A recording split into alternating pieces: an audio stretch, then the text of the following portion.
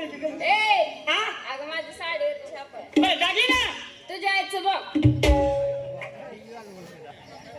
ते कसं केलं मिळतं का? ए चला अगं आहे. का गं मावशी? तुझी काय लय खराब आहे का? लय खराब थोडं तुझी एकच बघ एक दाबा दाबून घेऊन या बर माल काय घेतला हलवा. कोणाचं पण येऊन ए माझ्या मालाचं नाव आहे.